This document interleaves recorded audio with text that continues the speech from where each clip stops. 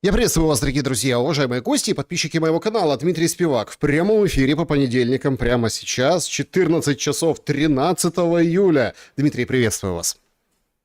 Да, приветствую, Саш, тебя, приветствую зрителей. 14:01, прошу прощения, надо быть, так сказать, точным. Но то, что не пятница, это правда, а вот то, что 13 это тоже правда. А понедельник, но 13. Поэтому начнем нашу понедельничную дискуссию. Да, представляю, Александр Шелест и альтернативный Спивак. Уже можно даже какую-то программу придумать с этим словом. Альтернатива, кстати, хорошая штука. Подумайте, Александр, вы автор. Значит, что я должен сказать там обычно? Да, призвать зрителей подписаться. Да, обязательно, кто этого еще не сделал. Хотя сомневаюсь, что есть такие еще. Раз смотрите, значит, вы, так сказать, в процессе. Ну и поставьте лайк, просто поддержите, пожалуйста, вашим лайком наше видео, нашу программу, нашу дискуссию. Ваш лайк – это не одобрение всего, чего там вы слышите. Ваш лайк – это просто демонстрация вашего активного участия вот в сегодняшней программе. Ну и YouTube очень любит ваши лайки. Все, готов. Да, ну, знаете, тут можно сказать безальтернативный Спивак у нас. По понедельникам. Безальтернативно. Окей, Безальтернативный. хорошо. Значит, друзья, Хорошо. спасибо большое, что присоединяетесь. Как всегда, вопросы можно оставить в закрытом сообществе «Клуб зрителей Шелест» в Телеграме. Такой клуб единомышленников. Также можно абсолютно открыто в сообществе YouTube оставить вопрос под анонсом нашей встречи. Ну и в чате трансляции, пожалуйста, в самом финале на сессию вопросов и ответов приготовьте свои вопросы и пишите туда. Будем вживую общаться и отвечать, конечно, на ваши вопросы. Начнем с опроса нашей аудитории. Сегодня мы поговорим о Кабмине, о геополитике, об Иране, о новой серии, новой волне, к чему все приведет. Конечно, обсудим ситуацию вокруг российско-украинского противостояния, которая выходит на абсолютно новый уровень, когда уже четко говорят, причем так, знаете, смешно мне, аж горько где-то, говорят, украинцы, готовьтесь. На расстоянии 100 километров от линии фронта, в общем, ничего не будет, ни складов, ни АЗС, ничего. И так разводишь руками, думаешь, ну классно, готовьтесь. А как к этому можно готовиться, понимаете? То есть это тоже будем обсуждать. Но начать наш разговор сегодняшний я хотел бы с старушки Европы, которая вредная оказалась на 5-м году. Значит, сегодня «Речь Посполита», польское издание. С поляками там вообще отдельный можно провести, скажем так, блок нашей программы по поводу отношений с Польшей. Но выписывают очень интересный, скажем так, проект будущего для украинцев. Короче, там я читал в польском варианте, а потом там перепечатали.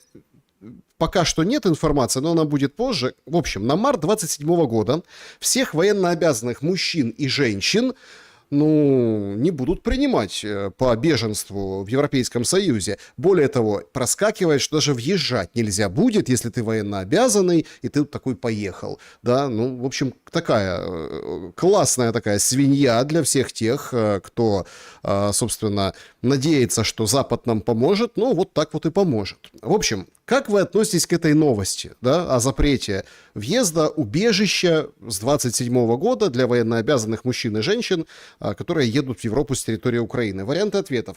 Давно к этому шло, то есть новостью не стало. Второй вариант. Я возмущен. То есть это предательство, вот все эмоции, негодование. Вот во второй вариант, пожалуйста. Третий вариант. Плевать, я не в Европейском Союзе. Тут подходит, если вы не на территории Украины, но не в Европейском Союзе. И подходит, если вы на территории Украины. Поэтому все варианты сюда. То есть плевать, что там, кто, куда, какие убежища. И четвертый вариант, такой, знаете, украинский. Да, вот как это?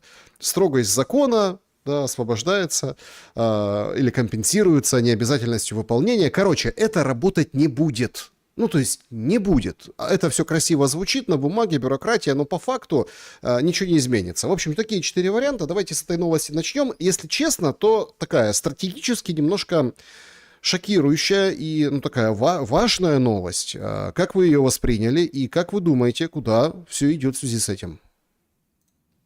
Первое, сразу отвечу. Обычно иногда отвечаю в конце программы, потому что когда у тебя есть интерактивный опрос, связанный с возможностью будущей дискуссии. Я сначала дискутируем, а в конце программы даю свой ответ, и мы сверяемся со зрителями. А сегодняшний вопрос я сразу отвечу, я 4-й пункт беру. Значит, пункт 1, ни хрена оно работать не будет. Пункт 2, как я к этому отношусь. Я, Дмитрий Спивак, живущий в Украине, никуда не выезжавший ни на один день с первого дня войны. Я нахожусь тут, но вся эта новость ничего ни о чем. Обычно информационный пук, цель которого там немножко испортить информационный воздух. И, написали и написали. Какое-то польское издание о чем-то написали. С 27 года оно точно не будет принято, хотя бы потому, чисто прагматически, да, Европа циничная, прагматичная, как и все остальные, да, ничего личного, только бизнес.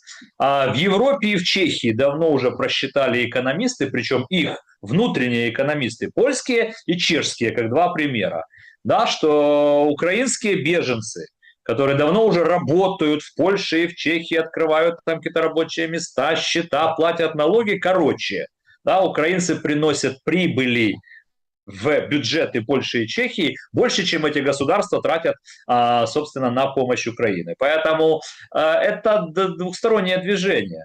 Украинские граждане, кто хочет выехать, приняли такое решение давно уже, или сейчас хотят выехать, или через год захотят уехать. Они имеют право на это решение, будут выезжать, а те страны, и они выезжают с какими-то документами. Надо же еще тоже учитывать, почему я выбрал 4-й пункт. Да ни хрена оно работать не будет. Потому что ты из Украины не можешь выехать, если у тебя нет документов, которые свидетельствуют о том, что ты не годен к армии. А раз у тебя есть эти документы, и ты будешь приезжать в страны Европейского Союза, то там эти документы тоже будут приниматься в доме, который построил Джек. Но поскольку сегодня украинская тема в Польше – это тема номер 1, которая будет разыгрываться 14 месяцев до следующих выборов в Польше осенью 2027 года. Эта тема будет номер 1. Правые польские, «Право и справедливость» Качинского, ПиС, Навроцкий, партия Туска, все будут сегодня использовать украино-польский конфликт, Волынь, ОУН, УПА, и все, что с этим связано.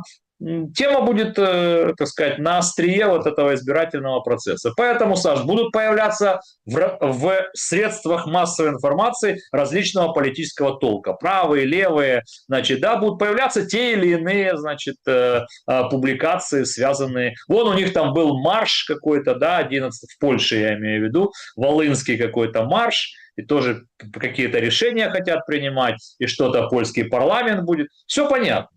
Почему? Очень простой ответ. Он состоит из 2 пунктов. Первое. Общая польская оппозиция, вне зависимости, правая, левая или какие, категорически против вступления Украины в ЕС, но им нужны причины. Они же не могут сказать: мы против вас, потому что вы вытесняете наше фермерство. Значит, им нужно ухватываться за какие-то другие гуманитарные исторические разногласия. Мы им подбросили эту историю. Зачем сделали, не знаю, но подбросили. И вот они этим будут пользоваться. Вот этими гуманитарными нашими разногласиями. И вторая причина, почему украинская тема будет номер 1 в польском политикуме, потому что эта тема очень хорошо влияет на рейтинги политических партий и отдельных политиков Польши. Проверено. После всех этих скандалов, лишения орденов, у Навроцкого идет вверх, у ПиС идет вверх. То есть все, кто поддерживают правонационалистическую позицию Польши, рейтинг ушел вверх. Те, кто пытаются смикшировать эту ситуацию, рейтинг пошел вниз. Собственно, вокруг этого и будут точиться все дискуссии. В общем, посмотрим, как это все.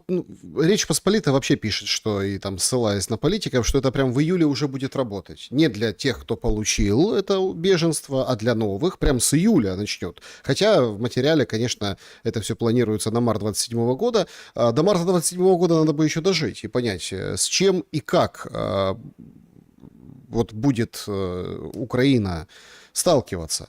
Потому что сам факт принятия граждан, они же уезжают, эти граждане, не потому, что там, скажем так, а потому, что не могут жить.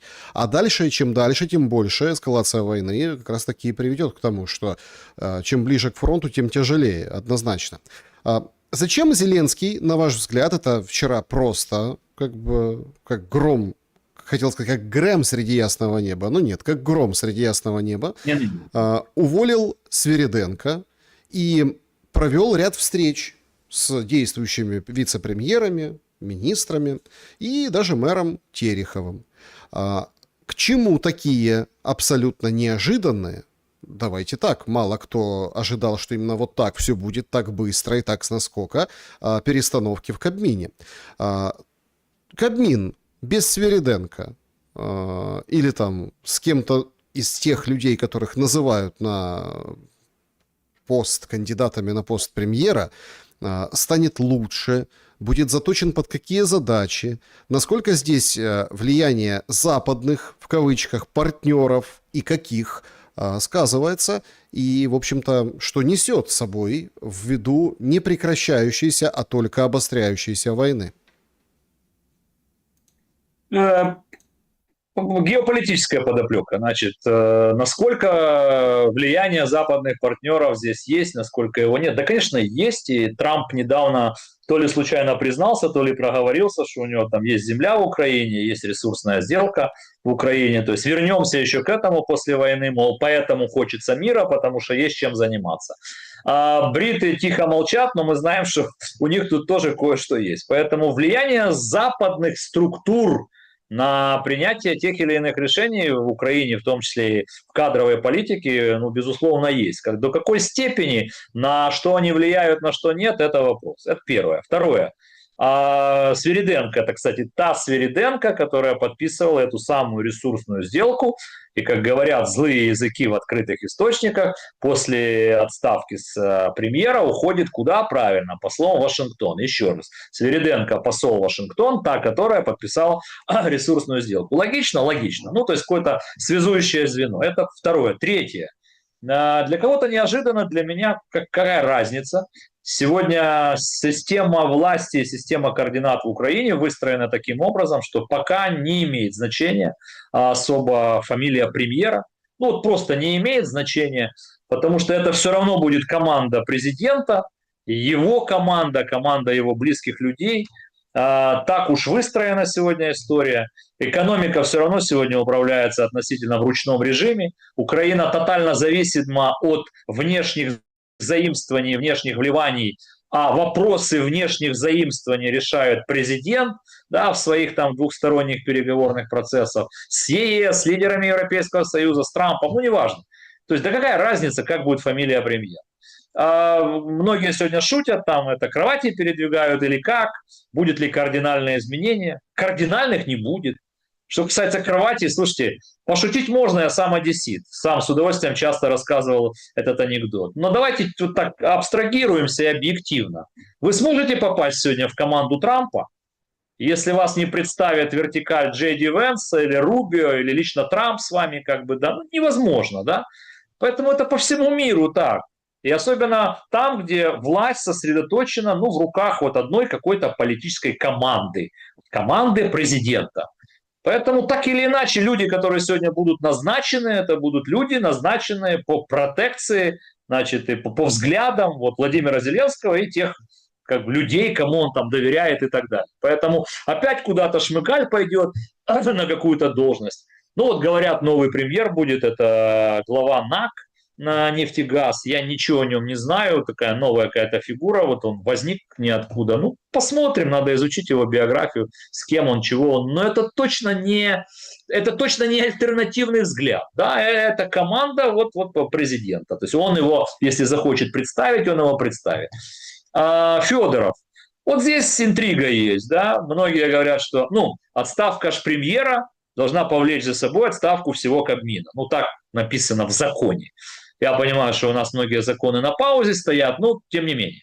Значит, многие ищут подоплеку, что вот эту замену всего правительства как бы Владимир Зеленский начал из-за сложных отношений с Федоровым, потому что Федоров – это грантовские организации, вот эти наши условные соросята, это вот прозападные структуры, это поддержка Европы, и что Федоров как бы не оправдал доверия.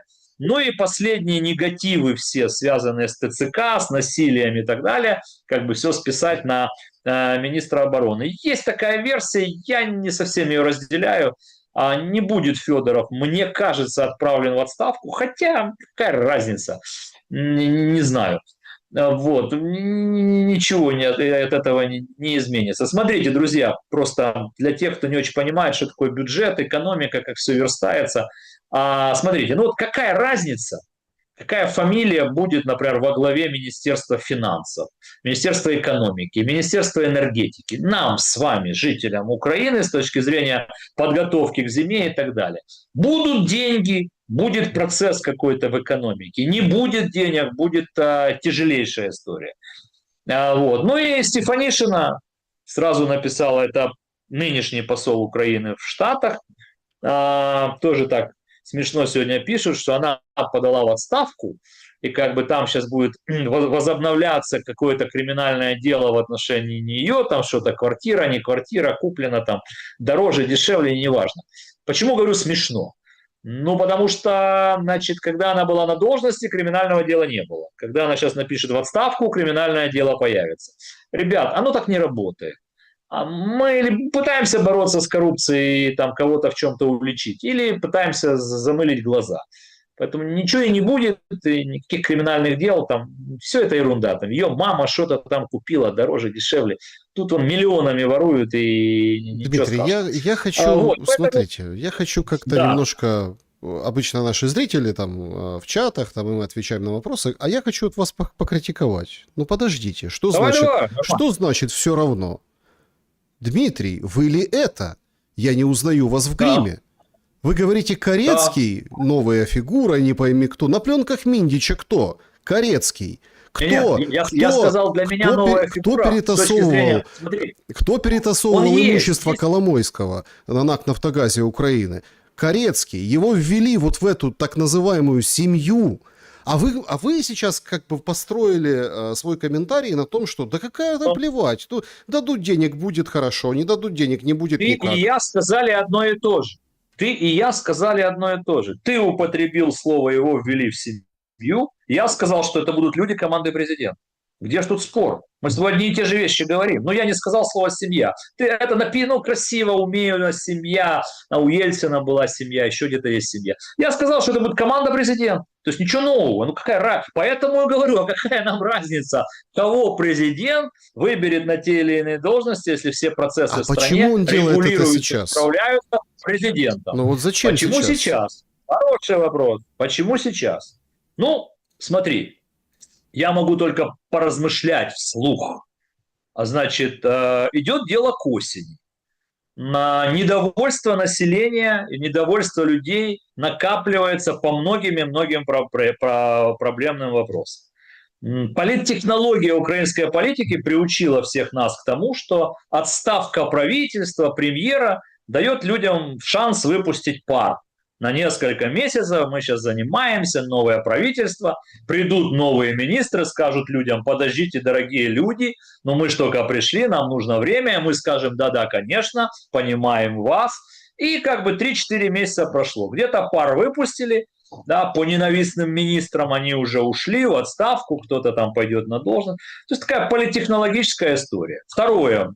Была конспирологическая версия, что это затеяно, чтобы расстаться с Федоровым. Ну, я сказал свое мнение. Ну, а третье просто пришло к тому, что Свириденко уже стала неким, так знаете, притчей во языцах. В нынешней сложнейшей экономической ситуации президент, наверное, принял решение, что нужен кто-то помощней. Ну, просто помощнее с точки зрения управленческих каких-то качеств, человеческих, каких-то характерных вещей. Ну, надо что-то делать, иначе это все придет к катастрофическим последствиям. И Юлия Свириденко, слушайте, ну, проследите ее вот как бы путь. Вице-премьер, премьер сейчас пойдет там. Она член команды. Вот она удобная.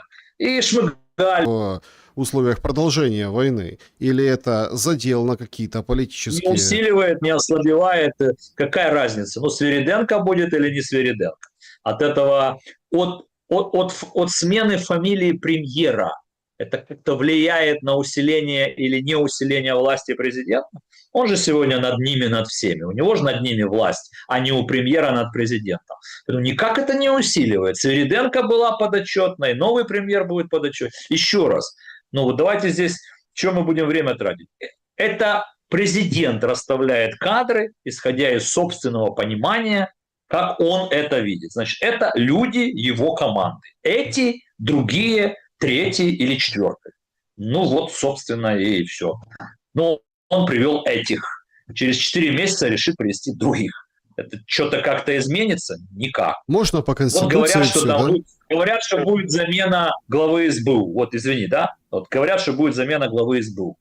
Вот гражданам Украины, вот обычному живущему человеку, ну вот ему как что вот?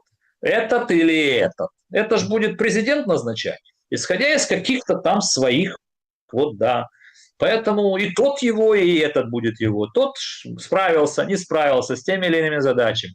Хотя я считаю, что на внешнем треке СБУ справляется, будь здоров, да, вместе с силами обороны. Он только за последние сутки 15 танкеров на теневого флота уничтожили. Ну, там какие-то внутренние есть вещи, связанные с какими-то личностными аспектами. Вот и все, Саш, поэтому не ищи тут никаких таких стратегических.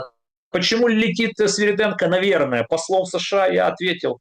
У нее есть коммуникация, она подписывала ресурсную сделку, значит, ей как бы карты в руки, она будет как бы, да, коммуницировать, отслеживать развитие этой ресурсной сделки, фонд там должен создаваться и так далее. То есть она не чужая в украино-американском диалоге. Ну, и она своя.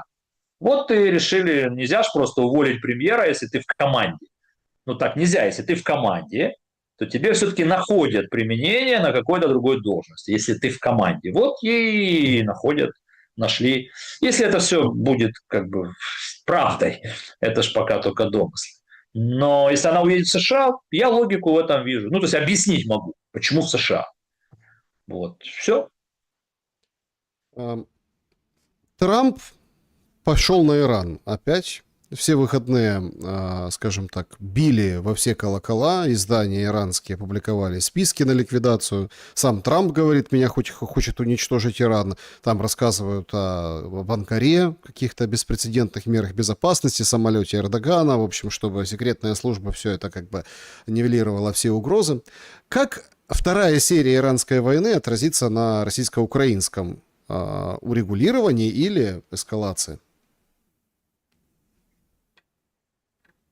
Ну, первое, про покушение возможное на Трампа, это ему доложили не его спецслужбы, а израильский премьер-министр Нетаньяху, поэтому я понимаю тонкость этой игры, понимаю зачем, чему, к чему склоняют Трампа и так далее, но я не исключаю, что, может быть, действительно готовилось, хотя и есть сомнения. Они не пойдут сейчас в Иран, вот, ну, неважно, давай не углубляться. Почему, значит, два вопроса. Почему началось, чем закончится, какая связь с Украиной? Ну, почему началось? Потому что никто не хотел отступать. Это примерно, очень косвенно, но похоже на нашу ситуацию. Да, то есть переговоры Вашингтона и Тегерана зашли в тупик. Да, по нескольким глобальным вот фрагментам. Более того, опять израильский след здесь есть. Трамп же, он же как с Украиной, так и с Ближним Востоком. Он промахнулся. Как он хотел с Украиной? Вообще, что было в Анкоридже год назад? Он думал, что у него есть огромные интересы экономические с русскими.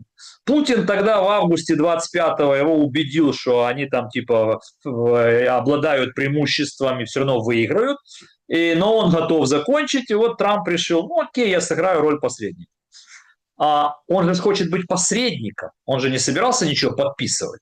А те, кто должны были, на его взгляд, подписать, отказались. Отказалась Украина, оказалась Европа. Вот и зашел в тупик этот дух Анкориджа. Сейчас прошло 11 месяцев, ситуация кардинально поменялась на войне. Инициатива перешла немножко из рук России, перешла информационно-политическая и экономическая инициатива в Украине. Какая же история у него на Ближнем Востоке, у Трампа? Он с удовольствием бы заключил какую-то глобальную ядерную сделку с Ираном и соглашение, только против этого Израиля. Не считаться с израильской точкой зрения даже Трамп не может. Там слишком глубокие узы проникновения, значит, и лоббизма.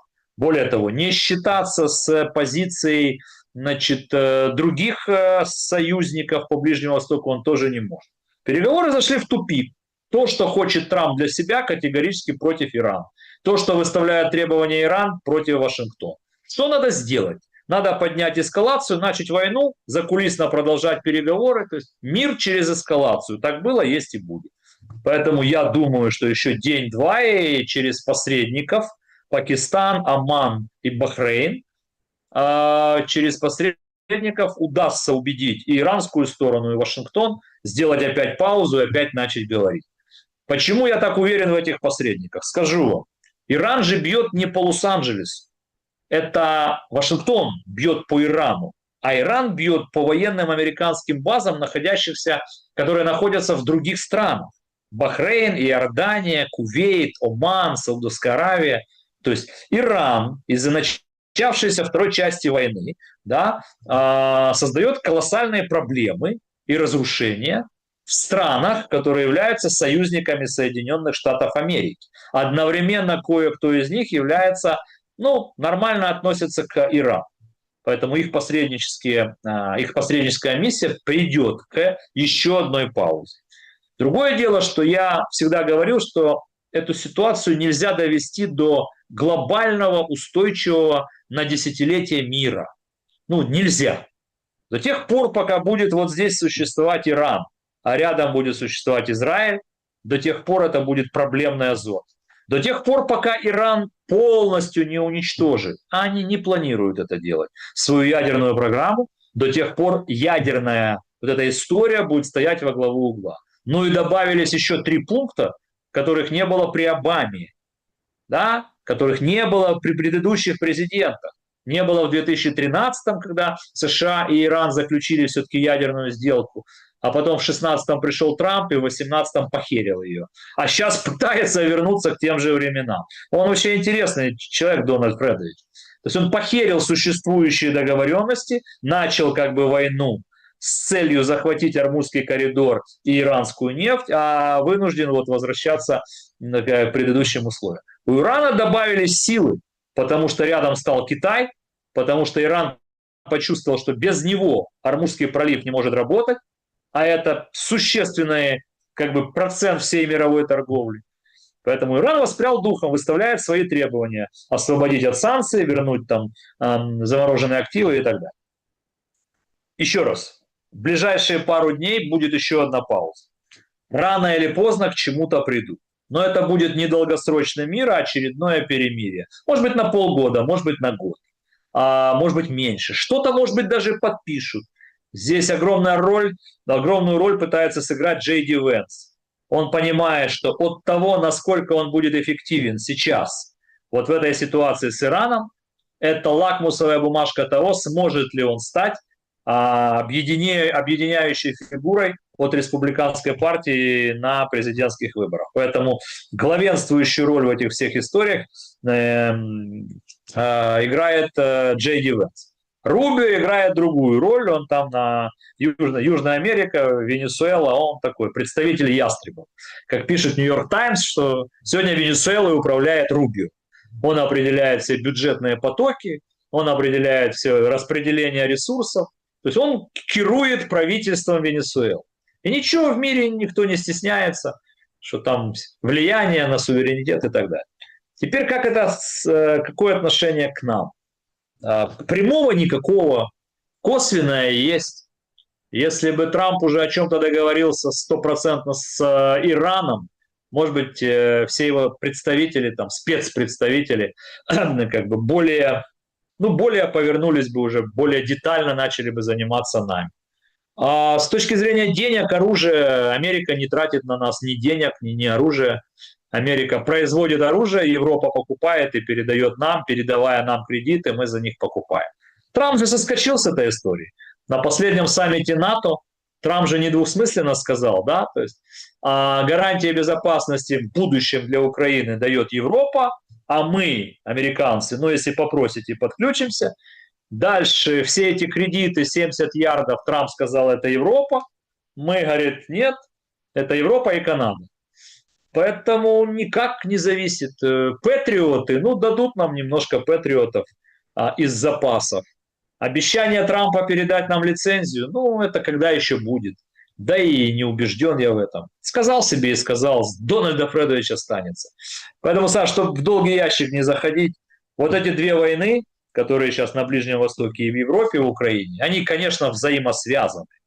Они бьют по экономическим показателям, они влияют на геополитические расклады, кто-то ослабевает, кто-то усиливает свои позиции. Там, здесь, в Европе, на Ближнем Востоке. Но американцы конкретно, Дональд Трамп, Штаты, от той войны и от этой войны пока больших минусов не имеют.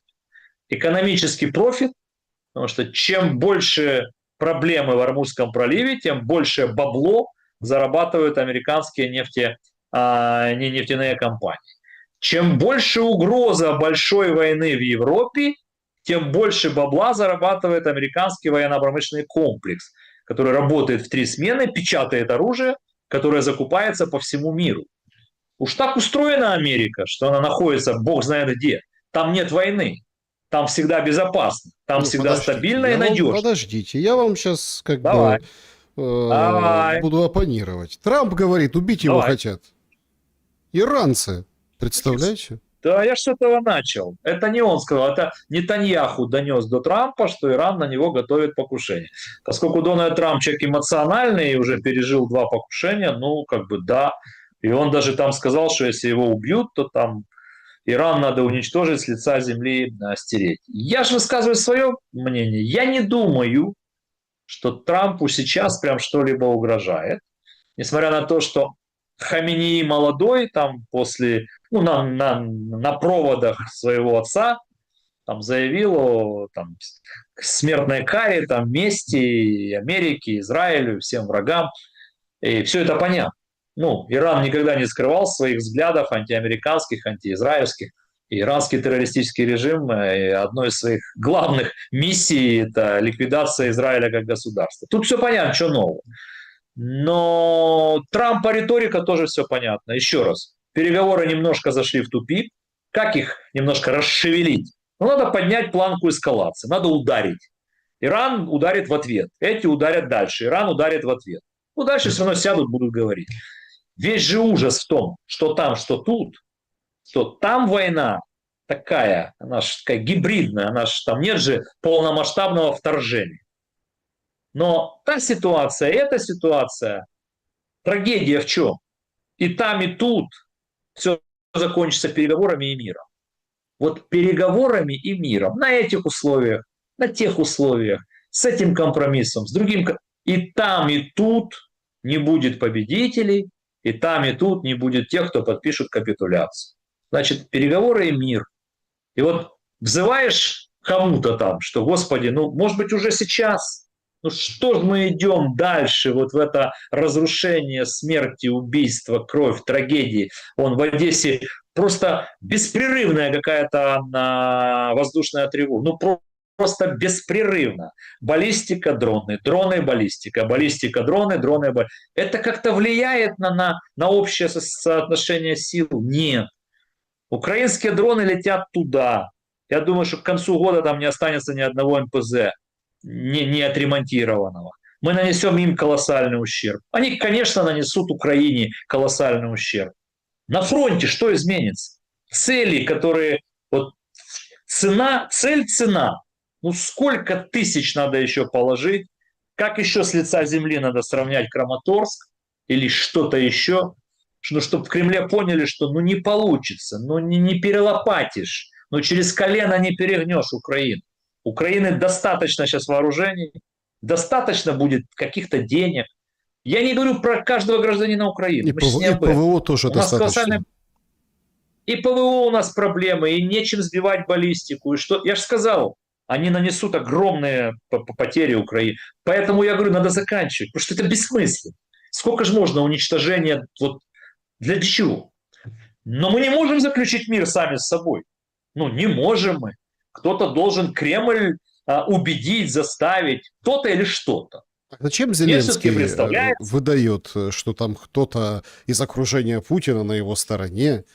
Это, это обмен, шоу? Это называется «я сказал, а вы там себе ищите у себя предателя». Да нет, это нормальные технологические вещи. Идет информационная такая история. Война же имеет информационную составляющую, политическую, информационную, психологическую. Там выборы. Я уверен, что Украина в коалиции с определенными западными структурами, ну, делает определенную ставку еще раз попытаться раскачать там российский режим, чтобы результаты в Госдуму, чтобы экономика, чтобы мало ли, еще раз попытаться раскачать. А то, что Зеленский сказал, что там в окружении Путина, а вы там себе ищите. Это, кстати, даже, ну, историю, если хорошо почитать различную литературу, это такой очень интересный ход. Ты вбрасываешь, никто же не знает, это так или не так, но там уже занервничают твои оппоненты и начнут искать в своем окружении крота. Ну, это такие вещи, как бы больше психологического характера. Зеленский внес в Раду продолжение еще на 90 дней мобилизации военного положения. Соответственно, все вот эти догадки о том, что давайте выборы, ну, это понятно, это вброс тоже технологический был, информационный, вы там проводите выборы, мы вам дадим спокойно провести, а вы нам дайте спокойно переизбрать Зеленского. Получается, что никаких выборов не будет, все, дело как бы... Да нет, не, ну слушайте, ну вы хоть иногда скажите, Спивак, ты был прав. Ну, послушайте, я ж на все эти новости, на все эти слухи всегда говорил, да, это обычные вбросы для проверки, как бы, кто там на низком старте, кто у кого фальш-старт, кто какие свои амбиции проявляет. Нормальная политтехнология. Какие выборы? О чем вы говорите? Выборы невозможно провести в Украине. Иллюзию выборов или показушные выборы можно. А зачем? Ну, это же не выборы. Ну, можно, да, что-то там. Выборы нельзя провести. Я даже зрителям уже как-то объяснял, что ваш поход, наш поход гражданина на избирательный участок и поставить галочку, это же заключительный этап выборов. Выборы – это 3-4 месяца избирательной кампании. Это свобода, конкуренция различных партий, различных политиков. Это открытые границы, наверное, это открытое информационное пространство, а не единый марафон. Это конкуренция, это выборы. Так вот, выборы провести сейчас невозможно. Иллюзию можно. Вопрос зачем? Ответ. Выборов не будет. Раньше такой хорошей поздней весны 27 года. Потому что, судя по тому, что окно возможностей мирного переговорного процесса сузилось с октября по ноябрь, то есть или удастся после выборов в Госдуму и до выборов в США, вот, да, октябрь, вот, или удастся что-то приостановить, или не удастся. Тогда горячая фаза войны, взаимные обстрелы на взаимное уничтожение перейдут в осенне-зимний период. Очень бы этого не хотелось. Потому что украинская энергетика тоже не резиновая и не без, как это сказать, ну сколько же можно 5-й год. Это Россия, только сейчас каждый россиянин начинает чувствовать, что война приходит к ним. Они же 5-й год считали, что война где-то далеко. Она где-то там в Украине, а у них все хорошо. И только сейчас они начинают видеть, что Путин привел войну к ним. Вот в каждый конкретный город. Потому что нефтеперерабатывающие заводы, крупные предприятия военно-промышленного комплекса обычно это градообразующие предприятия. Там работают тысячи людей, тысячи российских семей, каждая из которых начинает на себе чувствовать, подожди, уже летит, уже взрывается, уже бензин, уже кризис, а за кризисом бензином идет, значит, кризис цены, значит, цены растут, а там урожай. И внутри России начинает зреть доколе, а для чего? Зачем это дальше продолжать? Вот на это идет расчет. Будет ли у нас кризис? Конечно, да. Я же сказал, у них есть баллистика, у них есть тоже дронов много, и мы тоже далеко не все можем защитить. И вот это идет взаимное уничтожение. К сентябрю, вот к 20 сентябрю оно войдет в апогей. Если сейчас, уважаемые зрители, вы подняли бы, ну я так, теоретически, наши программы с Шелестом, то где-то 1,5 месяца тому назад я сказал, июль-август, это колоссально непростые будут 2 месяца. Это вот просто будет эскалация на самом знаете, на самом высоком уровне, к сожалению. Те, кто живут не в Украине, смотрят на это как в кино.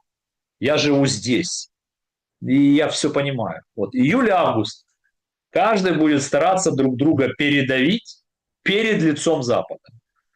Но про экономику хочу сказать. Раньше тезис, что Россия воюет на свои, а Украина на заимствованные, играла в пользу России. Раньше было так, и это было объяснимо. То есть у России часть экономики на военных рельсах, Китай помогает, Россия производит, значит, оружие за свои деньги, у них экспорт налажен, нефть, там газ и так далее.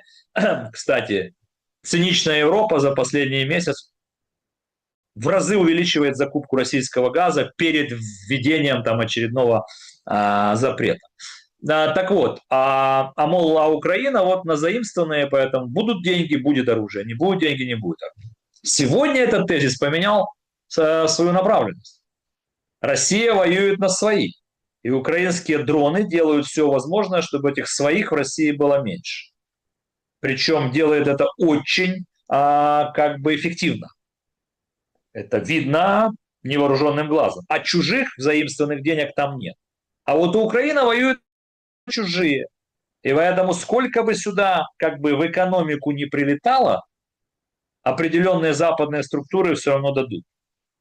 Более того, Зачем? в производстве, для кого-то продолжение войны геополитически выгодно, для кого-то производство оружия выгодно всегда. Да, любая война всегда выгодна политическим ястребам и экономически тем, кто связан с ВПК. Любая война. ВПК должно что делать? Производить оружие. Если в мире не будет войн, ВПК будет стоять, пить молоко. Если будут войны, значит, все понятно. Так вот, и производство оружия в Украине сейчас частично здесь, частично на Западной Украине, а частично в Европе. Никто не знает где. Поэтому поменялась вот эта философия, что те воюют на свои, мы уничтожаем их нефтегазовую отрасль, которая создает им экономические проблемы внутри страны, а заимствований у них нет.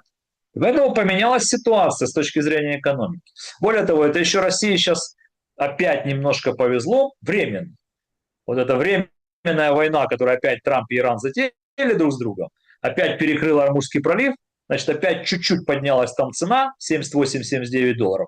И опять российский бюджет может получать значительные деньги. С одной стороны. Но с другой стороны, ежедневное уничтожение танкеров теневого флота и нефтеперерабатывающих комплексов вынуждает Россию тратить огромные деньги, которые они зарабатывают с экспорта, не на производство ракет, а на ремонт, модернизацию, восстановление всего того, что им уничтожают. Кстати, если нефтеперерабатывающий завод можно восстановить за неделю, за 2, за месяц, за 1,5, не знаю, то вот 105 единиц теневого флота Российской Федерации в Азовском море, это не восстановишь ни до осени, ни до Дедушки Мороза, ни до Рождества. Опять-таки, тут же нужно смотреть в структуру, понимаете? Вы так говорите, вы как бы обобщаете на самом деле, но НПЗ все частные, соответственно, суда эти тоже. То есть мы просто, понимаете, в чем дело? Вот есть... Большая разница. А какая разница? Потому что ракеты покупаются и закупаются из бюджета Российской Федерации. Бюджет кто наполняет? Это разные деньги. Это разные деньги, понимаете? Да нет, в России нет государственных, чисто таких, знаешь, как в советское время, там, как при коммунизме или социализме, там, государственное, все частное, все эти компании, Газпром, Лукойл, там, Роснефть и так далее. Оно все акционерное, оно все частное, но оно работает на государство.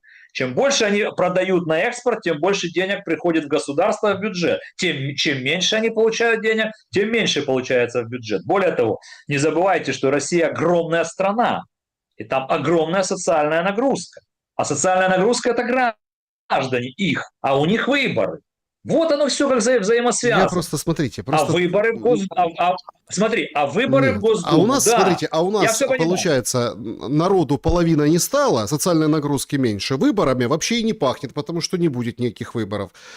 Черноморск летит, разрывает просто, Кернел Кернел, один из крупнейших, остановил производство, элеваторы вот попали, там есть попадание. В Черноморске в порту гасят судно.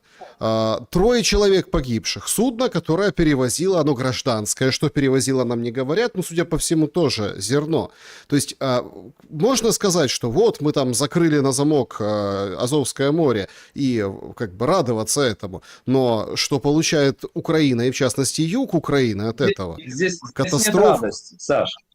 Здесь нет радости. Ну, при чем здесь радость? Где ты видишь радость? Это констатация факта, что война сегодня вышла на тот уровень, где никто никого не перемелет, никто не уничтожит и не подпишет там триумфальную победу. Именно поэтому я и говорю, что в Кремле должны же, наверное, прийти к какому-то пониманию, что надо начинать серьезный политический диалог. Но нам же жить вот в этой географической реальности, мы же никуда друг от друга не денемся. И жаль, что на Западе нет глобальной силы, которая была бы заинтересована в глобальном мире. Вот, может быть, Китай сейчас подключится. Вот у меня есть такое ощущение, что Китай сейчас на низком старте, и вот там Ван И пригласил Сибигу, посмотрим там, чем это закончится, с чем мы туда поедем, готовы мы к этим встречам, не готовы, посмотрим.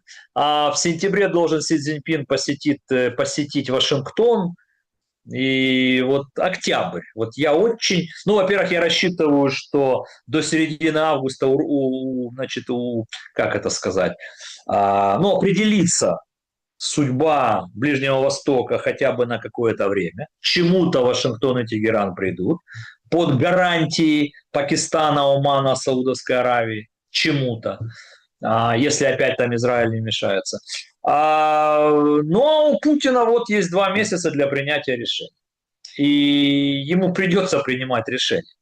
То есть, если раньше в Кремле считали, что война на истощение, и как бы рано или поздно там Европа устанет, денег не будет, Украина устанет и так далее, и они перемелят, то после последнего саммита НАТО эта ситуация полностью изменилась.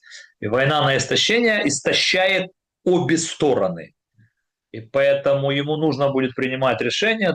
Он его сейчас будет принимать, но понятно, что до выборов в Государственную Думу он его не озвучит. Ну, вы имеете в виду мобилизация, да, вставай, страна огромная. Не, он не будет делать мобилизацию. Объявление войны. Это крайне негативно для него самого, он это все понимает.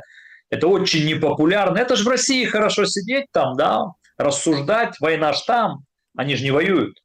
Как только Путин объявит мобилизацию, сразу все кардинально поменяется. Да, и вся эта поддержка Путина сразу лопнет. А это я сейчас к зрителям, которые нас слушают из Российской Федерации. То есть вы же не воюете. У вас 4,5 года мирная жизнь была. Война где-то там, у нас. А сейчас, если объявите мобилизацию, то вы все, ваши мужья, братья, дети, должны будут идти на войну ради Краматорска, наверное, не знаю. И вот я хочу посмотреть, как бы вы отреагировали на мобилизацию. В Кремле это знают. Это крайне для них опасная история с мобилизацией. Да и более того, технологический прорыв этой войны вышел на уровень, когда уже даже нивелируется разница в ресурсном человеческом потенциале. Все, войны следующие все будут идти по другому сценарию. Это последняя окопная война. Это последняя война, линия соприкосновения и так далее. У кого сколько танков, у кого сколько там... Все, мы же видим, куда оно идет. Starlink, Palantir, искусственный интеллект, разведка, наведение, точечное оружие. Баллистика. Территорию как контролировать? Подождите. Территорию контролирует солдат. Вы говорите о технологическом развитии войны. Есть такое выражение: против лома нет приема. Эти кадры сегодня распространили в разных пабликах, украинских, неукраинских, военных пабликах. Орехов. Вот такая дура. Непонятно, что за бомба, то ли какой-то ФАП много тысяч, то ли еще что-то. Вот просто Орехов, просто вот и все. Ударная волна, ужас, конечно, что происходит.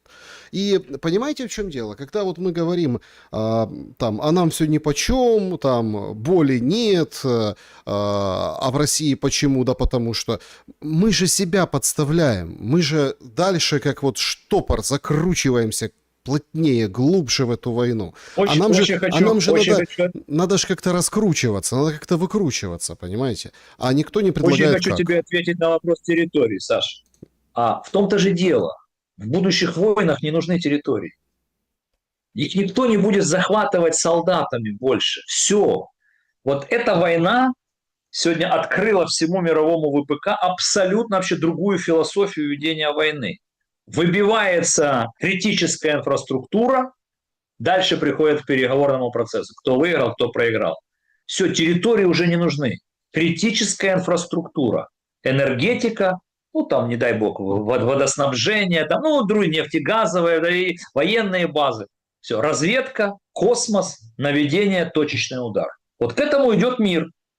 Да, сейчас в Украине идет опробирование новых видов вооружений, новых технологий, новой философии ведения войны. Так тоже было всегда, есть и будет. Там, где идет война, там, где появляются новые виды вооружения, начинают их опробовать. Полигон. Поэтому и территории уже никому не нужны. А зачем нужно Трампу территория Ирана? Ему нужно, там, вначале, что он хотел? Ему нужна нефть Ирана, управление критической инфраструктурой Ирана, Ярмузский коридор Ирана. Трампу же венесуэльские леса и степи не нужны. Зачем ему уничтожать города Венесуэлы? Ему нужно поменять власть в Венесуэле и влиять на политику Венесуэлы. Я ж почему каждую программу говорю, Россия самая большая страна в мире. Им зачем Краматорск? Это же все туфта. Это они пытаются придумать, оправдать. Они же не ради этого пришли сюда убивать и уничтожать Украину. У них же были другие цели. Сейчас они пытаются спрятаться, вот нам очень вот краматорский славян. Нахрена?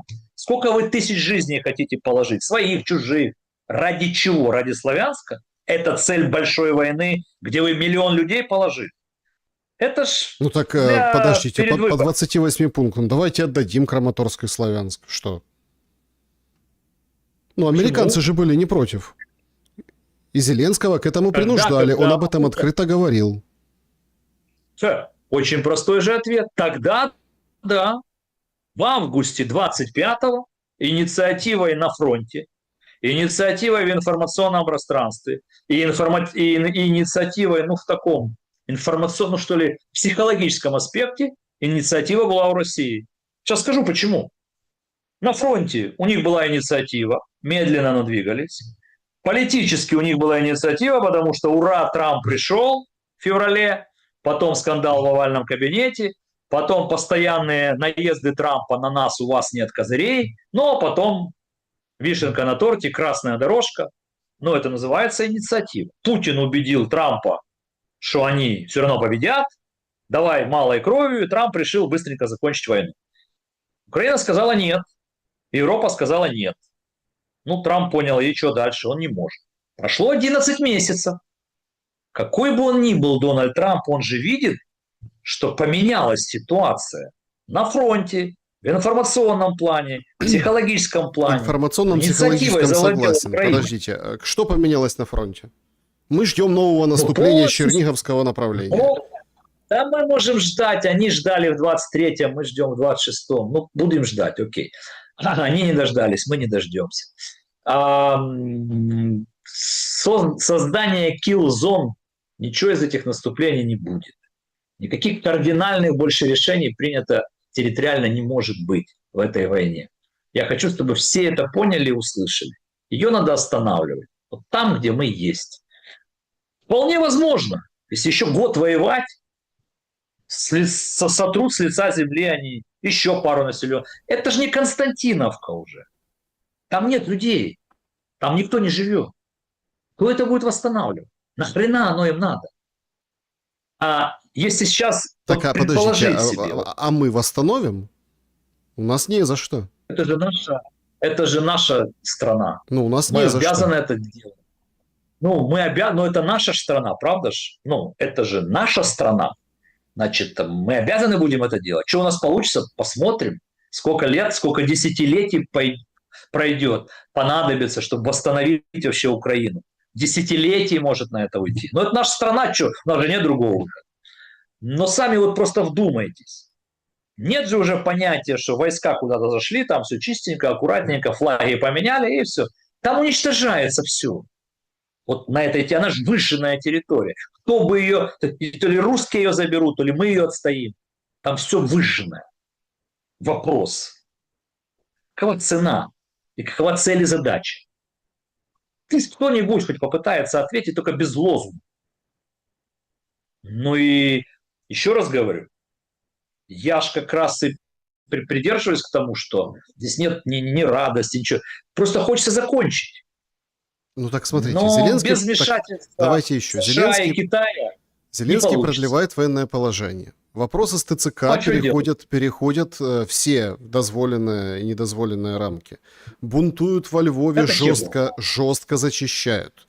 Вот сегодня сообщили во время нашего эфира, что поймали вот этого комбрига 155-й, который там Да, да. отправил двух братьев, ну, в общем, лишить жизни из-за того, что там громко ездили на мотоциклах, жену, в общем, обидели.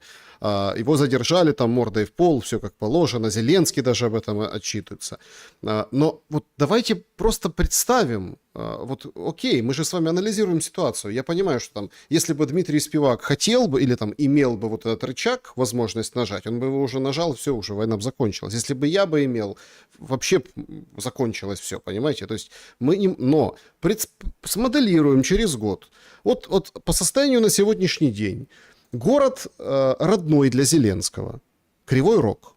Значит, гнались хлопцы за мужиком, тот забежал в биотуалет. Они взяли, перевернули биотуалет, залезли на него, давай там стучать, прыгать по нему, отворяй, мол, и вот это вот с лежачего положения выкуривали его из биотуалета. Вы понимаете, в чем дело? То есть это доходит, там, жестокость, система, это доходит уже до какого-то идиотизма. То есть мы за эти годы мы потеряли понятие родины, воинской чести, как там Зеленский сказал во время этого бунта, форма, типа форма, да, отношение к форме. Какое отношение к форме, когда у тебя комбриг в СЗЧ? То есть, а мы давайте приплюсуем еще 1 год, и что у нас получится? Очень Саш, странная логика. значит, Саш, ТЦК. Здесь вообще нет никакого спора. Ты еще говоришь мягкие слова, я могу жестче сказать. Абсолютный беспредел, социальный какой-то бунт рано или поздно все равно будет. Я не видел и не понимаю, как человек в форме, который призван защищать гражданского, может проявлять насилие по отношению к гражданскому. Согласен ли я с оценкой, что нельзя нападать на человека в форме? Да, 100% нельзя. У меня другой есть вопрос. А человеку в форме, при поддержке полиции, цель и задача которого защищать гражданских от хулиганов, разве можно? Нет. Ну, беспредел абсолютно. И это плохо закончится. И я не понимаю депутатов, Верховной Рады, все видят, все понимают, все молчат. Долго это будет, я не знаю. Более того, это же насилие напрямую связано еще и с коррупцией. Оно же насилие ради чего-то. Очень же четко отработанная система коррупции. Поэтому здесь спора нет. Спор в другом у меня с тобой.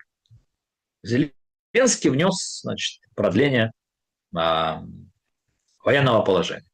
Хорошо это или плохо? Вообще, военное положение, война. Плохо. Есть альтернатива не внести.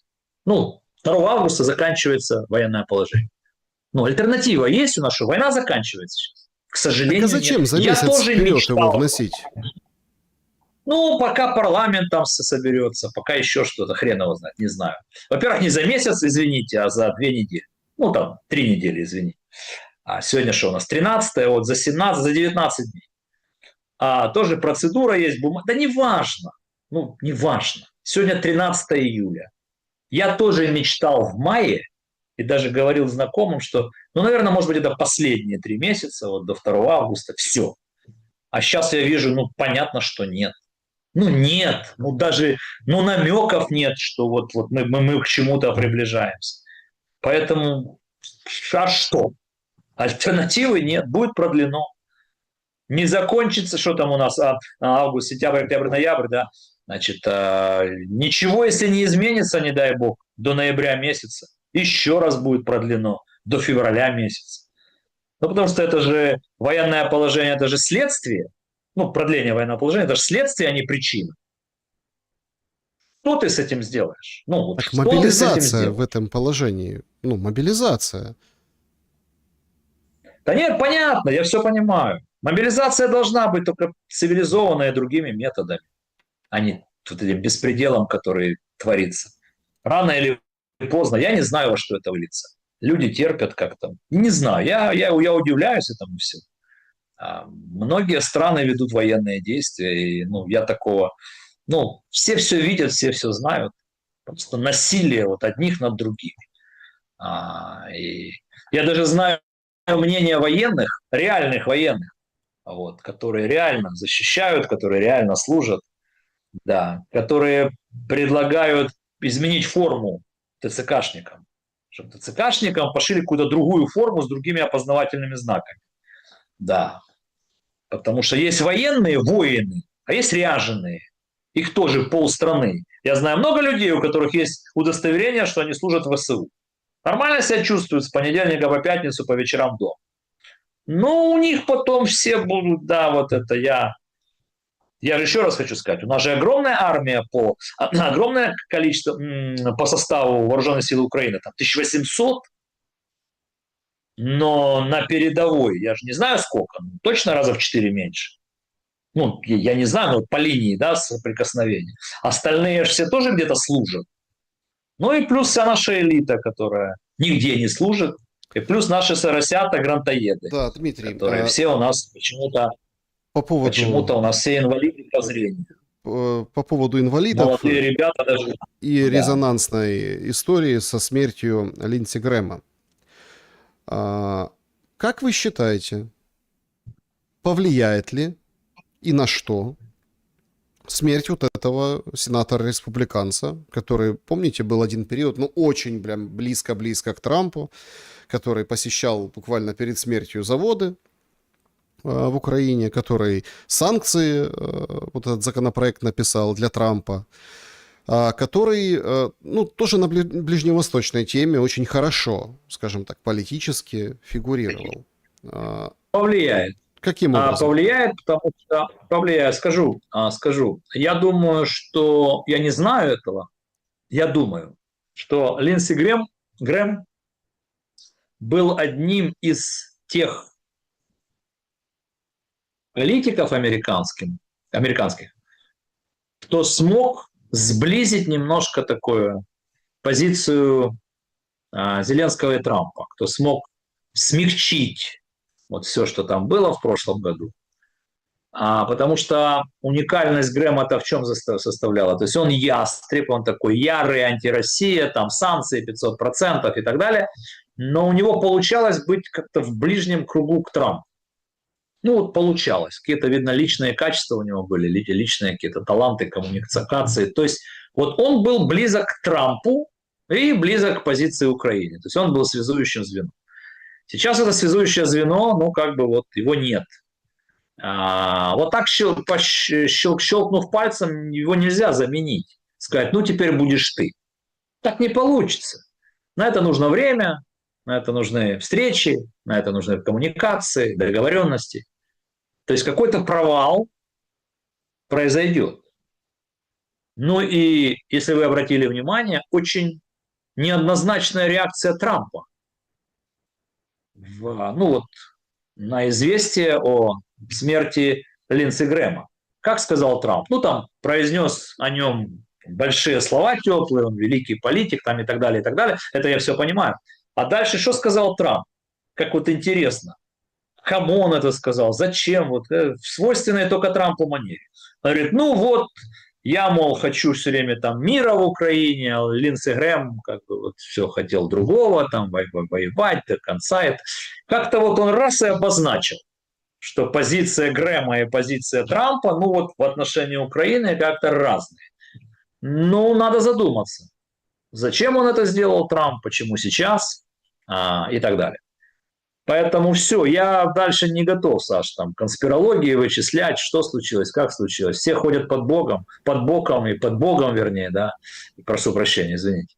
Все ходят под Богом, поэтому, видите, вернулся с Киева и в течение суток Ну, вот так случилось. Более того, там же сегодня рассказывают, один политик говорит, что он там с ним разговаривал, Трамп с ним разговаривал там по телефону за несколько часов.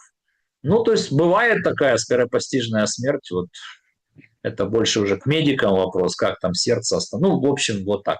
Не надо Да, здесь искать ну, какой-то конспирологии. само просится, На поэтому мой все взгляд. ищут. Да. Да. Значит, друзья, вопросы для Дмитрия Спивака. Подведем итоги опроса. Как вы относитесь к возможному решению ЕС не предоставлять убежище военнообязанным украинцам и украинкам? 29% возмущены. Очень, кстати, я удивлен, очень мало людей возмущены. Ну, хорошо. 20% считают, что это не будет работать. Ну, то есть это так, для проформы это, в общем, не будет. 22% плевать, потому что не в Евросоюзе находятся. То есть неважно где. То есть, да, имеется в виду, где-то за пределами Евросоюза, внутри страны, неважно. И 49% считают, ну, как бы с принятием отнеслись. Слушайте, говорят, давно к этому шло. Слушайте, а что за война такая, раз все такие, ну, так к этому идет и придет. То есть все, получается, знают, куда идет война? Вот молодец, Саш. Вот, слушайте, я тоже впервые за многие-многие месяцы, а у Саши всегда интерактивный опрос в каждой программе. Вот я впервые немножко охреневаю от ваших ответов. Вы где все, ребята? Вы кто? Вот мне просто интересно. Я там разделяю 20 и 20, там сколько, 9, это я понял. А вот 49 я не очень понял. Вы где все живете? Ну, вот мне интересно. Ну, опрос, он на то и опрос, Саша, он же интерактивный, он как бы не является там частью социологии. Это ответы конкретного зрителя, конкретно сегодняшней программы. Ну вот, кстати, может быть, эти 49% это граждане Украины, живущие в Украине, никуда не выезжавшие, которые вот негативно относятся к выезжающим. И говорят, ну вот все, да, теперь вы хрен куда поедете, так, мол, и надо. Может быть и так, такая может быть категория. Это что же надо понять, кто эти люди. Поэтому, ну, все, цифры и цифры. Да, друзья, переходим к вашим вопросам. Так, начнем с клуба зрителей, а потом сообщества и с чатом трансляции в такой последовательности. Поехали. Так, Евгений спрашивает у вас. Внуки и правнуки бойцов рабочей крестьянской Красной Армии сейчас создают пантеон героев УПА из Мельника и Бандеры, забыв жертвы и борьбы своих прямых предков. Как вы думаете, внуки и правнуки текущих бойцов ВСУ тоже будут забывать о тяготах и лишениях этого поколения? Если родители не защитили память своих родителей, то почему их дети должны поступать иначе? Такой вопрос. Прекрасный вопрос. Согласен с вами. Моя позиция, все понятно, да. Что ее повторять? Ну, для меня эти персонажи не герои. Да. Все, таких много. Да, они являются героями для определенной части населения, определенной территории Украины. Но Украина большая, многообразная, поликультурная, многонациональная, имеющая очень большие региональные особенности и традиции. В угоду кому, зачем, почему это все происходит именно сейчас, мне сказать сложно. Но философия государства, она вот правильная. Если мы можем переписать и где-то вот там по той истории, то почему через 15 лет кому-то не захочется переписать все, что сегодня есть? Поэтому согласен. Более того, спроси сегодня каждого американца, любого, спроси, кто победил во Второй мировой войне? Каждый американец вам скажет, мы лидеры, ну, коалиция, но мы.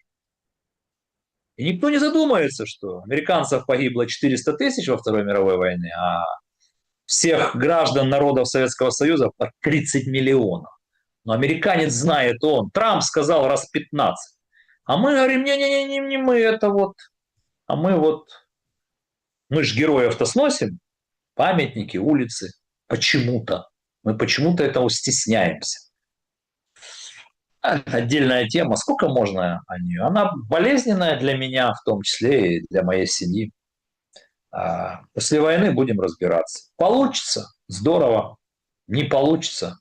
Так, приходят новости обескураживающие. Обострение Да. теперь в Что? Йемене. Саудовская Аравия наносит удары по аэропорту Саны, подконтрольную хуситам. Второе за неделю борт из Ирана туда приземляется, ну, с грузом с каким-то. Хуситы говорят, что Саудовская Аравия завершила этап деэскалации и прекращения огня, объявила войну.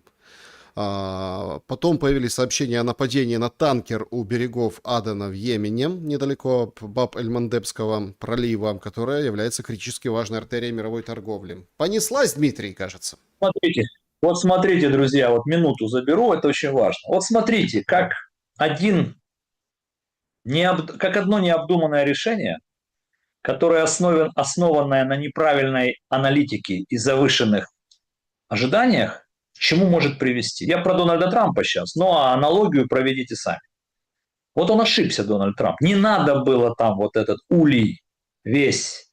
Не надо было. Там относительно все было тихо, каждый жил. Вот, то есть но все-таки большой войны не было. Правильно сейчас саудиты действуют, но они поняли, что, слушайте, Америка их не защищает. Там что-то шляются хуситы. Там, значит, какие-то самолеты иранские, куда-то что-то доставляется. Не забывайте, что помимо Ормуза есть Баб-эль-Мандебский пролив. Если их перекрыть обоих, то 20% мировой торговли ляжет. И поэтому мы же не знаем там, Саш, в чем там суть, что куда прилетело, что приземлилось и почему саудиты решили ударить. У саудитов слабая армия. Там денег очень много, нефти очень много, красота неимоверная, но армия там верблюда. Да, армия из верблюда. Оружие есть немножко американского, но армии как таковой нет. Иран намного сильнее с точки зрения вооруженных сил. Иранский КСИР намного сильнее армии Саудовской Аравии там, и других небольших нефтяных этих королевств. Ну там. И вот задача Трампа. Вот задача Трампа, если ты пытаешься играть лидера мира, давай как-то. А уже не знает, как выйти, как выскочить. Вот и все. Проведите параллели сами. Да, Баб-эль-Мандебский пролив — это уже очень серьезно. Это уже начнется такая большая заваруха. Посмотрим, Конечно. будем наблюдать за развитием событий. Пока мало что понятно, что хуситы будут предпринимать. Хуситы тоже народ, такой резкий, как Ситро. Они, в общем, это тогда уже пучина хаоса, причем такого малоконтролируемого. Так, давайте к вопросам дальше. Сообщество YouTube подключим сейчас. Так, пользователь. Украина планомерно добивается гуманитарной катастрофы в Крыму, не только не скрываясь, но и громко это декларируя своей целью. А зачем это именно? И какого отношения тогда Украина ждет от крымчан после попытки устроить блокаду Крыма, как подобно ленинградской блокаде? Вот такой вопрос. Нет, украинцы просто должны сказать спасибо крымчанам, оттуда 5-й год летит баллистика. Я же понимаю, что вы не живете здесь. Докладываю вам как одессит. От момента объявления информации о выходе баллистики с Крыма до взрыва в Одессе происходит 1,5 минуты. Я закончил. Так. 5-й год. Крым считает, что там оно где-то... Я не слышал крымчан, которые выступают за остановку войны, что мы с Украиной, что Украина наши соседи, а зачем? Я не слышал. Крым жил в мире 4 года, в Крыму все хорошо, а сейчас в Крыму хреново, так же, как у нас. Да ладно, хорошо. Крым Подождите, войну. И свет блокировали, подождите, и свет блокировали, и воду блокировали. Украина, при Порошенко. Ну что, не было этого? У нас идет война. Санкции? Там много жители тоже. Крыма, жители Воронежа и жители других стран, городов России должны, наверное, как-то на себе ощутить. Ощутили. Страна, Легче Россия, стало. воюет против... Раз ощутили, то, может быть, общество на выборах, до выборов, после выборов, начнет как-то поддавливать свою российскую власть к тому, что эту войну надо заканчивать. Теперь по Крыму. Еще разочек. В Крыму живут люди, обычные люди. Любого человека в любой точке зрения жаль, когда идет война, и там какая-то без света, без воды, любого человека. Мы же сейчас не о человеке конкретном говорим, а о войне между двумя государствами. И понятно, что вооруженные силы Украины, я так думаю, ставят перед собой целью накануне выборов уязвимая точка противника – это логистика в Крым. Это же уязвимая история у противника. Ну вот вооруженные силы одной стороны будут пытаться решать уязвимую точку своего противника. Россия какие-то планы строит по уязвимым точкам нашим. Поэтому же я и говорю, войну заканчивать надо. А вы все пытаетесь вот с одной стороны, однобоко. Войну надо останавливать. Как? Там, где стоим. Дальше говорить на равных, а не Так, свысока. Вот и Петр, все. Петр задает вопрос. Я читаю, про подаренные Эрдоганом револьверы участникам саммита НАТО. Как вы играете в русскую рулетку? А вы как считали этот подарок? Да никак, слушайте, ну, Эрдоган, это же, смотрите, вот я как бы не психолог какого-то там супер-пупер дипломированный, но подарок определяет психотип того, кто это делает. Трамп авторитарный руководитель, достаточно воинственный руководитель. Извините, Эрдоган, я прошу прощения, ошибся. Эрдоган авторитарный руководитель, достаточно такого воинственного характера. Эрдоган претендует на роль одного из лидеров мусульманского мира. Эрдоган – президент страны одной из самых сильных армий внутри НАТО. Эрдоган, так сказать, да, я это так читаю. Эти револьверы европейским участникам НАТО, мол, нате, вам надо становиться сильнее, мол, хватит бла-бла-бла. Вы должны себя защищать, нате вам оружие для защиты себя. Это же некие такие месседжи, воинственные месседжи. То есть не куколку какую-то, да, не папье-маше, не картину какую-то, а вот мне кажется, такая у него была мысль. Такие подарки никогда не рождаются спонтанно. Это целая такая история в протоколе, очень тщательно готовят, кому, что и как подарить. Вот так решил Эрдоган продемонстрировать свою мощь и слабость европейских членов НАТО. Нате вам, помнишь, как в этом, да, со Стапом Бендером? Я дам вам парабеллум, будете отстреливаться. Да, чтоб Отец отстреливались, да. Так, значит, здравствуйте, Александр. Задайте, пожалуйста, вопрос Дмитрию Павловичу. Если бы его Зеленский назначил министром обороны и с задачей проведения мобилизации, то как бы он действовал? Ведь Дмитрий уже который год говорит о том, что так мобилизовать людей, как сейчас проходит мобилизация, нельзя. Если можно только необычными формулировками и фразами, мол, нужна мобилизация с человеческим лицом, нужно, чтобы шли те, кто может, умеет, хочет, таких уже не осталось. А вот конкретные действия по пунктам. Ведь сейчас недобор более 50%. Люди не хотят идти умирать, сбегают при виде людей из ТЦК. Ведь средняя продолжительность жизни на фронте максимум месяц, не все хотят идти умирать добровольно. Вот как бы Дмитрий поступил. Платить деньги, как в России, у нас нет таких денег, а человеческий ресурс позарез как нужен. Спасибо за внимание. Вот такой вопрос. Первое. Вы в своем вопросе уже набросали мне ответы. Вы не делаете этого. Задали вопрос, я вам с удовольствием отвечу. Министр обороны сегодня ничего не решит. Вообще, вне зависимости от фамилии. Потому что начинать надо с недоверия общества к власти. Вы не сделаете никак мобилизацию с человеческим лицом до тех пор, пока вся элита не будет воевать. Ну, то есть никто из элиты не воюет. Вся элита живет, наживается, жирует. Дети, братья, сыновья, дяди, все. Поэтому я же часто говорю, нехрен нас сравнивать с Израилем. В Израиле в армию идут все. Кнессет, не Кнессет, родственники и так далее. У нас никто. Поэтому вот эта социальная несправедливость, она бьет психологию. Почему? За кого? За что? Это первое. Почему я говорю, что министр обороны ничего не решит? Потому что у нас министр обороны не главный. Ну, есть целая вертикаль власти, есть система. Ну, вот это два главных пункта. Надо начинать с элиты. Это не красные словца. Это не ради лозунгов, я вам говорю. Просто другого нет подхода. Мобилизация может осуществляться так же, как в 2022 году, если будет единение власти и народа. Если ее не будет, доверия не будет, то одни будут сбегать, вторые будут в Монако пить дорогое шампанское. Ну, так не должно быть. Тогда будет доверие. А то, что я раньше говорил, то и сейчас повторю. Вооруженные силы любой страны во время войны наполняются из нескольких источников. Так было, есть и будет.